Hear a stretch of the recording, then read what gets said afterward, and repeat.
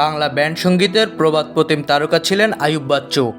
শ্রোতাদের উন্মাদনা জাগানো গানের পাশাপাশি তিনি গেয়েছেন বেশ কয়েকটি কষ্টের গান।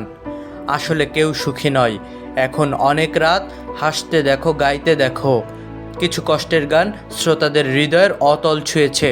তবে আমি কষ্ট পেতে ভালোবাসি গানটি যেন সব গানকে ছাপিয়ে গেছে। এই গানটি শোনার পর অনেকের মনেই প্রশ্ন জেগেছে, আসলেই কি আইয়ুব বাচ্চু কষ্ট পেতে ভালোবাসতেন?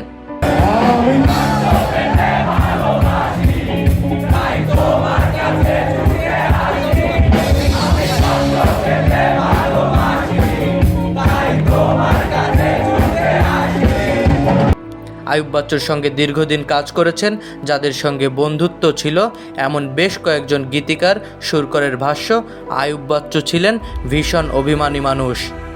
অন্তরে অভিমান পুষে রাখতেন, কখনো কখনো কেঁদেছেন। তার সারল্য ছিল শিশুর মতো। 1962 সালের 16 আগস্ট চট্টগ্রাম শহরে জন্মেছিলেন আইয়ুব বাচ্চু। তার বাবার প্রত্যাশা ছিল ছেলের এমন একটা নাম হবে যা অন্য কারো সঙ্গে মিলবে না, সেই নামে সবাই তাকে চিনবে। বাবার সেই চাওয়া কানায় কানায় পূর্ণ হয়েছিল। দেশের সবাই তাকে এক নামে চিনেছিল।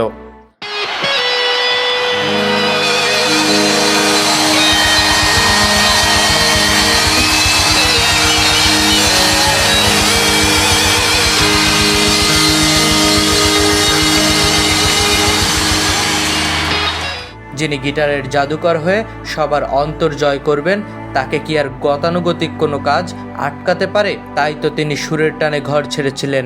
আইয়ুব বাচ্চু মাত্র 600 টাকা নিয়ে 1983 সালে চট্টগ্রাম ছেড়ে ঢাকা এসেছিলেন। প্রথমে উঠেছিলেন রাজধানীর এলিফ্যান্ট রোডের একটি হোটেলে।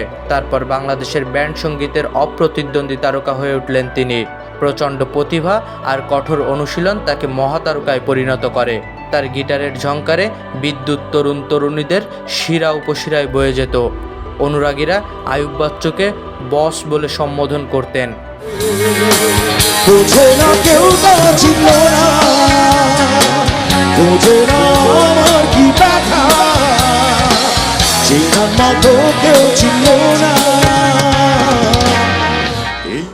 আইয়ুব বাচ্চুকে নতুন প্রজন্মের শ্রোতারা মূলত এলআরবি ব্যান্ডের দলনেতা হিসেবেই জানেন, কিন্তু এলআরবির আগে অন্য যেসব ব্যান্ডে ছিলেন তা থেকে বারবারই তাকে বেরিয়ে আসতে হয়েছিল। সবশেষ এলআরবির আগে তিনি সোলাস ব্যান্ডে ছিলেন। শেষমেশ অভিমান নিয়ে ছেড়েছিলেন। সোলাস ছেড়ে 1990 সালের 5 এপ্রিল নিজের ব্যান্ড দল প্রতিষ্ঠা করেন আইয়ুব বাচ্চু, যার নাম রাখলেন লিটল রিভার ব্যান্ড। পরে এর নাম পরিবর্তন করে লাভ রানস ব্লাইন্ড রাখা হয়। সেই বছরই এলআরবি তাদের যাত্রা শুরু করে একটি ডাবল অ্যালবাম দিয়ে, যা ছিল বাংলাদেশের ইতিহাসে প্রথম ডাবল অ্যালবাম।